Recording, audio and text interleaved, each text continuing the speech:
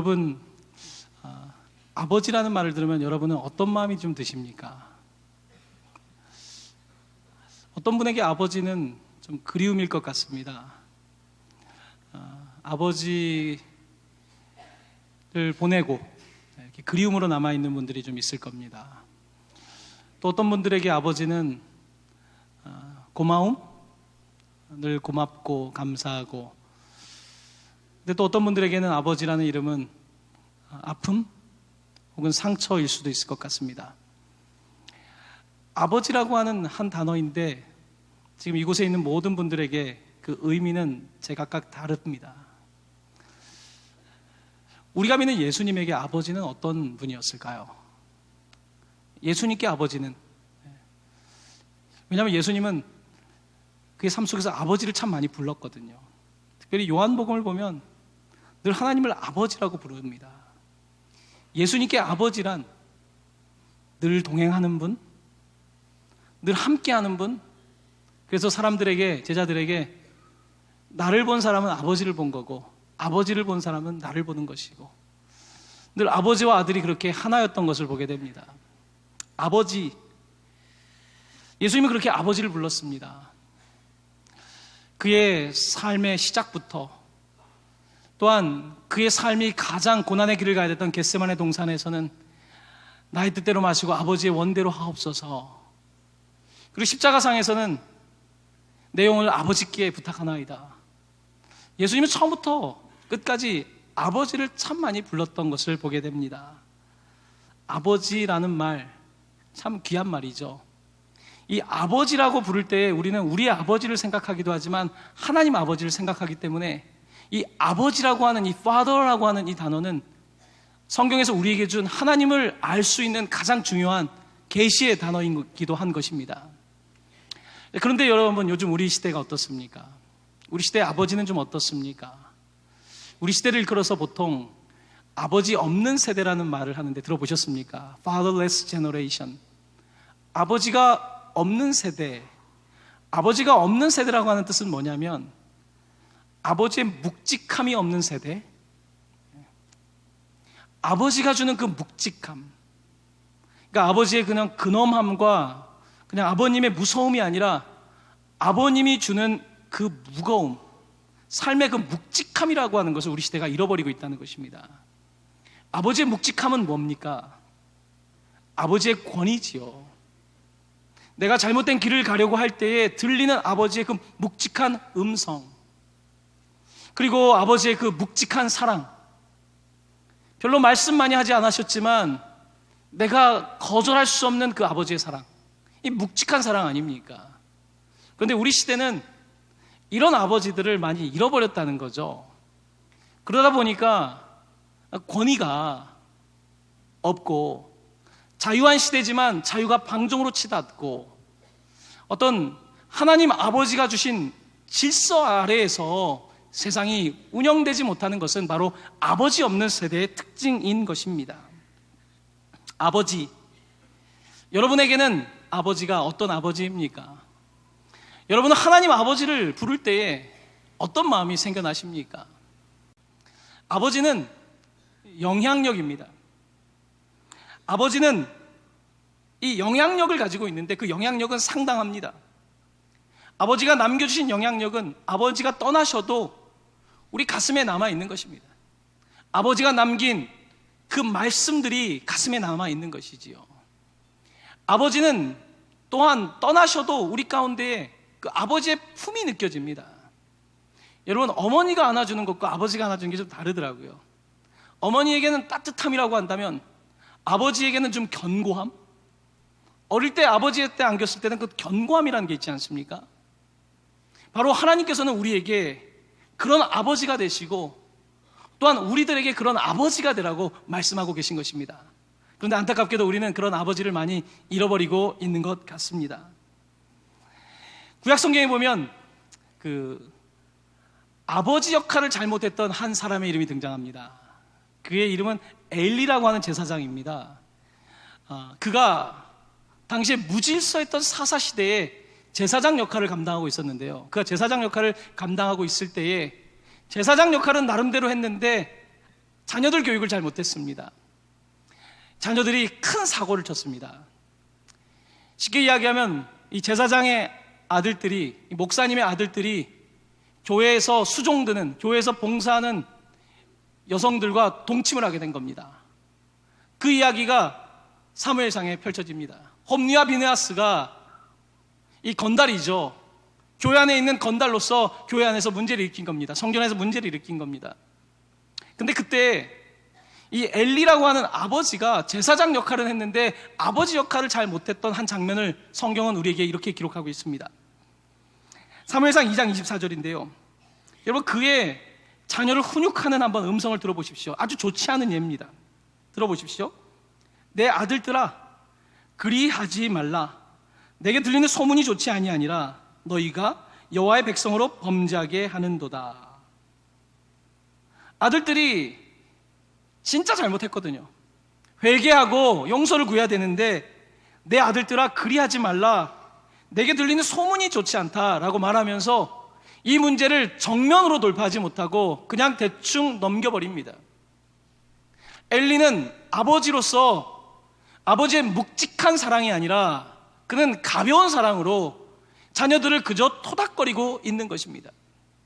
하나님께서는 이때 이 엘리 제사장에게 분명한 한 가지의 말씀을 주십니다.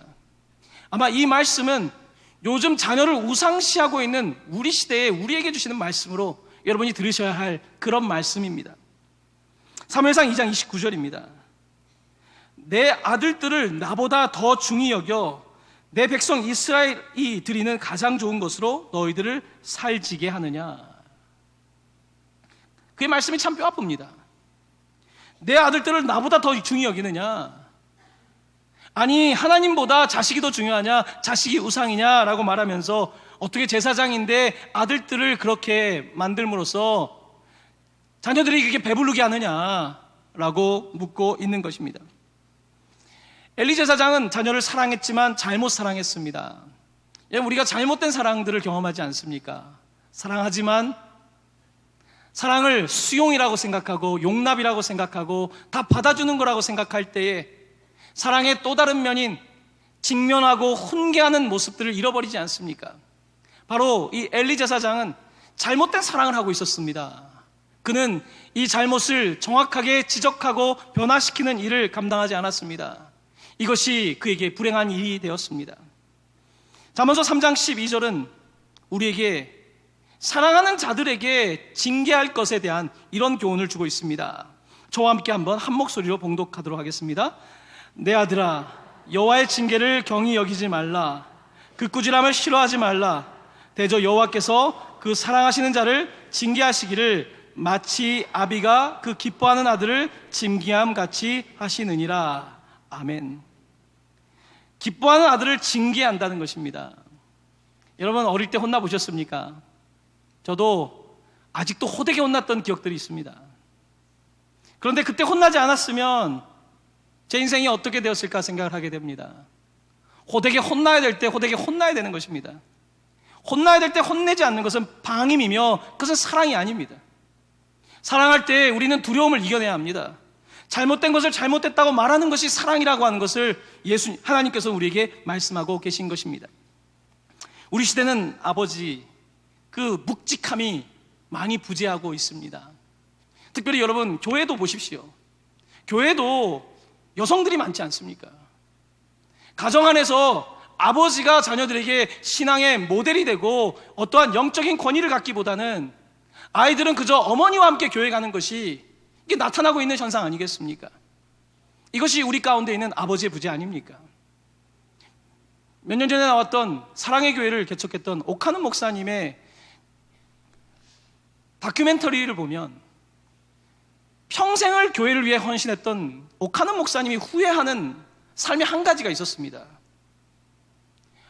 자녀들과 시간을 보내지 않았던 것을 그의 육성으로 후회를 하더라고요.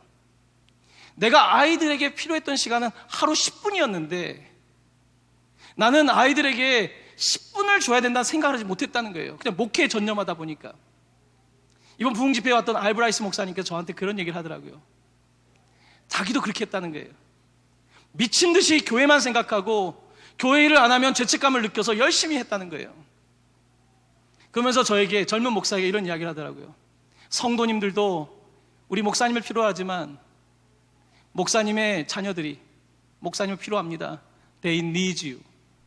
영어로 they need you. 그 말이 저의 마음을 아프게 했습니다. They need you.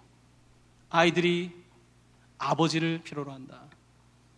여러분, 이 이야기는 우리 모두의 이야기 아닙니까? 아이들이 아버지를 필요로 합니다. 물론 하나님께서 아버지를 데려가셔서 엄마 혼자 남아있는 경우도 있지만, 그러면 이제 어머니가 아버지 역할까지 해야 되니까 대신에 하늘 아버지가 있지 않습니까? 이것이 우리의 삶에, 하나님이 주신 삶의 질서인데 우리가 이것들을 놓치고 있는 것을 바라보고 있다는 것입니다. 엘리의 자녀들은 아버지가 있었지만 건달이 됐습니다. 아버지가 다 있다고 좋은 건 아닙니다. 아버지가 목사라고 해서 애들이 잘 된 것도 아니에요. 아이들이 아주 건달이 됐습니다. 교회를 왔다 갔다 하는 교회 건달, 주일 예배는 오고 있지만 삶은 바뀌지 않는 건달이 되고 말았습니다. 여러분, 우리의 자녀들에게 정말 가르쳐야 될 것 중에 하나는 영적인 기초입니다. 우리 아이들이 어릴 때 기초가 없으면 공부가 안 되니까 막 수학도 가르치고 영어도 가르치고 하지 않습니까? 기초가 떨어지면 학교에서 못 따라가니까 그렇게 조바심을 내지 않습니까? 근데 우리 아이들의 영적인 삶은 어떻습니까? 우리 아이들이 단지 육체적, 심리적 존재입니까? 우리 아이들에게 영이라는 것이 있지 않습니까? 그렇다고 한다면 이 아이들의 영적인 것에 관하여는 누가 지금 돌보고 있는 것입니까? 너무나 안타깝게도 우리 부모들이, 부모 세대에 이 자녀들에 대한 영적인 것을 소홀히 하고 있는 것을 보게 됩니다. 여러분, 후회하십니다. 우리 인생은 끝까지 자녀를 책임지는 인생이 아닙니다. 결국 언젠가는 우리는 자녀를 떠나게 되어 있습니다. 내가 자녀를 끝까지 안을 수 없다는 것입니다. 저희 교회에서 운영하고 있는 인파워먼트 센터, 정신장애인들이 낮에 와서 활동하는 곳입니다. 거기에서 부모님들에게 강의를 하고, 저는 강의할 때 혼자 하는 것보다는 듣기를 상당히 좋아하는 편입니다. 그분들께 여쭤봤습니다. 우리 어머님, 아버님들은 벌써 이 어른이 된 성인들 40대 막 50대가 있습니다. 이 자녀들을 두고서 있는데 뭐가 가장 저에게, 이곳의 운영 주체인 저에게 하고 싶은 말씀입니까? 그들이 했던 한 가지 이야기는, 목사님, 제가 죽으면 우리 아들은 어떻게 되는 겁니까? 장애가 있는 우리 딸은 어떻게 되는 겁니까? 이게 그들의 이야기였습니다. 무슨 말씀입니까? 아버지, 어머니는 이 끝까지 책임지는 존재 아닙니까?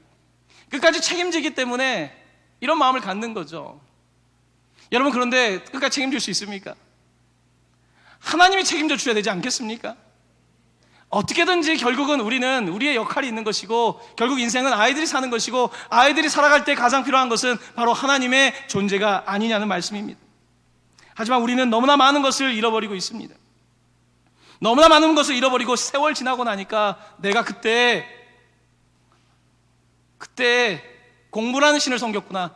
꼭 본인들은 공부도 안 하면서, 안 했으면서. 오늘 본문은 사도 바울이 고린도 교회에 아버지로서 편지를 하고 있는 겁니다. 근데 흥미롭게 사도 바울은 결혼을 한 적이 없습니다. 결혼을 안 했는데 그가 아버지 이야기를 합니다. 무슨 이야기를 하는지 아십니까? 그는 육체적으로 아이들의 아버지가 된 적이 없지만, 그는 고린도 교회를 세우면서 고린도 교회에 육체로 사는 사람들이 거듭남을 경험하게 되고, 그들이 예수를 알게 되고, 그들이 다시 태어날 수 있도록 내가 그들을 낳았다고 표현합니다. 사도 바울은 내가 아버지의 마음으로 정말로 이 사람들을 생각하면서 편지를 보내고 있는 겁니다. 왜 편지를 보내고 있는지 아십니까? 이 고린도 교회 성도들이 자기들에게 영적인 하나님의 기초를 세우는 게 아니라 사람의 지식을 자꾸 더해가는 거예요. 사람의 지식을 더해가고 사람의 말을 더해가고, 이 기초를 단단히 하지 못하니까 안타까워서 말하는 거예요. 그러니까 자녀들이 하나님을 예배하는 것을 제대로 하지 못하고 내가 지식을 쌓겠다, 내가 경험을 쌓겠다, 나 스스로 해보겠다고 말할 때에 안타깝게 그게 아니더라 라고 사도 바울은 안타깝게 편지를 보내고 있는 것입니다. 그러면서 그는 이런, 여러분이 잘 아는 표현을 합니다. 15절인데요 화면에 있는 말씀을 저와 함께 한번 한 목소리로 봉독해 보도록 하겠습니다. 시작. 그리스도 안에서 일만 스승이 있으되 아버지는 많지 아니하니 그리스도 예수 안에서 내가 복음으로써 너희를 낳았음이라. 아멘. 그가 편지를 보내면서 그리스도 안에 일만 스승이 있답니다. 여기 스승이라고 하는 말은 잘 번역해야 합니다. 스승이라고 하는 표현은 뭐냐면 강사라는 말입니다. 교회 안에 강사들이 많다는 거예요. 교회 안에서 지식을 전달하는 사람들이 많은데 정말로 한 영혼을 생각하는 아버지가 없다는 거예요. 여러분, 강사는 저도 학교에서 가르쳐 보지 않았습니까? 강사는 한 학기 동안 고용되고 그 학기 동안에 목표가 뭔지 아십니까? 평가합니다. 평가. A학점인지 F학점인지 한 학기 동안 한 거를 가르치고 평가하면 끝나는 겁니다. 이게 강사인 거예요. 스승인 거예요. 물론 아버지 같은 스승도 있겠지만 일만 스승이라고 하는 표현은 1만 명의 그저 강사 같은 사람들이 있다. 하지만 내가 아버지로서 너희들에게 편지한다. 여러분, 교수님이나 강사님이 F 받았다고 해서 학생 불러다 놓고 안타까워하는 교수님들 많지 않습니다. 그건 네가 잘못한 거야. F면 끝나는 거예요. 여러분, 부모님이 F 받았으면 여러분 어떻게 하실 겁니까? 자녀가 F 받았어요. 요즘 애들은 똑똑해서 잘 지우고 가져올 겁니다. F 받았으면 어떻게 할 겁니까? F 받은 아이에게 그냥 점수 주고 끝납니까? 뭘 해야 되는 겁니까? F를 받은 아이에게 아빠도 F를 받을 때가 있었다. 나도 F를 받을 때가 있었고 나도 그럴 때가 있었지만 내가 하나님의 은혜를 받고 나니까 F가 C가 되더라. C가 A가 되더라. 이 스토리가 있어야 되는 거죠. 그리고 이 아이를 생각하기 때문에 아버지의 마음을 품고 이 아이가 F를 받던 C학점을 받던 이건 내 아들이고 내 딸인 것 아닙니까? 하지만 일만 스승은 그렇게 하지 않는다는 것입니다. 스승이라고 하는 원어를 또 다르게 번역하면 보호자라고 하는 뜻입니다. 보호자. 보호자라는 말은 요즘 말로 하면 베이비시터입니다. 그러니까 1만 명의 보호자, 귀족 사회에서 이 종들인 거예요. 아이들이 있는데 이 아이들 사고치지 않도록 집 밖에 못 나가도록 하는 베이비시터가 있었던 겁니다. 많은 베이비시터들이 있지만 아버지는 아닌 거예요. 베이비시터는 사고 나지 않으면 되고 지켜주면 되는 거예요. 시간 되면 퇴근하면 되는 거예요. 하지만 아버지에게 퇴근이 어디 있습니까? 어머니에게 퇴근이 어디 있습니까? 사도 바울은 지금 그 얘기를 하는 것입니다. 많은 일만 스승이 있고 일만의 보호자가 있지만 내가 아버지로서 너희들에게 말하는데 영적인 기초를 세워야 된다. 영적인 기초를 세우지 않으면 바람이 불고 창수가 나면 무너지고 만다. 모래 위에 세운 집이다. 내가 가지고 있는 학위, 지식, 모든 것들이 그렇게 단단한 줄 아느냐. 고린도 교회 성도들, 이 영적인 기초를 세우라고 안타깝게 아버지의 마음으로 선포하고 있는 것입니다. 아버지가 된다는 것은 쉽지 않은 것 같습니다. 저는 목사보다 아버지가 어렵습니다. 언제쯤이면 좋은 아버지가 될지 저에게도 숙제입니다. 여러분도 많이 찔릴 겁니다. 아버지들은 많이 찔려요. 왜냐하면 아버지들은 돈 벌어오면 된다고 생각했거든요. 나머지는 다 엄마가 하면 된다고 생각하지 않습니까? 그것이 얼마나 자녀들에게 아버지의 부재를 가져다 줍니까? 그 아버지의 부재가 아이들에게 얼마나 많은 영향력을 끼치고 있습니까? 오늘 사도 바울은 고린도 교회에 편지를 보내면서 내가 너를 낳았다는 말만 하던 게 아니라 그 다음에 또 놀라운 표현을 사용하고 있습니다. 화면을 보시면 16절입니다. 저와 함께 한 목소리로 봉독합니다. 너희는 나를 본받는 자가 되라. 와, 너희는 나를 본받는 자가 되라. 여러분, 학교의 교수님은 본받아라고 하지 않고 내가 가르친 걸 배우라는 겁니다. 머릿속에 배워서 그대로 쓰면 A학점이지만 아버지는 본받을 수 있는 사람이 돼야 되는 거예요. 앞에서 강인할 수 있지만 자녀들이 볼 수 있는 아버지가 된다는 거, 좋은 example, 본을 보인다는 것은 무척이나 어려운 일입니다. 사도 바울은 지금 말하고 있는 것입니다. 내가 너희들에게 본보기가 된다. 얼마나 힘듭니까? 본보기가 된다는 게. 그래서 그는 매를 맞고 배가 파손당하고 엄청나게 많은 일들을 겪으면서도 내가 너희들에게 예수 그리스도가 나에게 행한 일들이 너무나 커서 보여주기 위해서 이렇게 할 수밖에 없다라고 말하고 있는 것입니다. 그는 아이를 한 명도 낳지 않았지만 수많은 자신의 아들들과 딸을 낳은 그런 영적인 스승 아버지였던 것입니다. 요즘 우리의 시대도 마찬가지라고 생각합니다. 아버지가 필요합니다. 여러분, 아버지는 그냥 전달만 하는 게 아니라 삶을 가르쳐 주는 거잖아요. 사도 바울은 지금 삶을 가르쳐 주고 싶은 거예요. 학교의 선생님은 그냥 학위를 주는 거잖아요. 학위를 받는다고 해서 취업이 되는 것도 요즘 시대는 아니지 않습니까? 학위를 받는다고 해서 그 분야에 능력이 있는 것을 증명할 수도 없지 않습니까? 요즘 회사 인사과에서 가장 어려운 게 뭡니까? 누가 능력 있는지를 찾는 거 아닙니까? 사도 바울은 지금 말하고 있는 거예요. 너희들에게 지식과 뭐가 많아 보이는데 정말로 능력이 있는지를 보고 싶다는 겁니다. 능력, 복음이 말에 있지 않고 능력에 있는데 이 영적인 기초를 가진 능력이 있는지 아버지로서 체크해 보겠다는 겁니다. 이번 부흥성회를 통해서 저는 사실 참 많은 도전을 받았습니다. 사실 제가 이제 통역도 하고 하면서 그 시간이 아니라 강사 목사님과 일주일 동안 거의 같이 식사를 하면서 제가 그분의 삶을 봤습니다. 주로 뭘 하시는가? 기도를 많이 하신다고 하더라고요. 외국에서 와서 그냥 여행을 다니는데 관심이 없습니다. 오후 시간은 나에게 시간을 달라는 거예요. 내게 기도가 필요하다. 길을 가면서도 기도하고, 양화진을 갔었는데 양화진에서 구경을 다 하고 100주년 기념교회라고 하니까 그곳에 들어가서 손을 들고 기도를 하시더라고요. 이 100주년 기념교회의 성도들이 하나님 만나게 해달라고.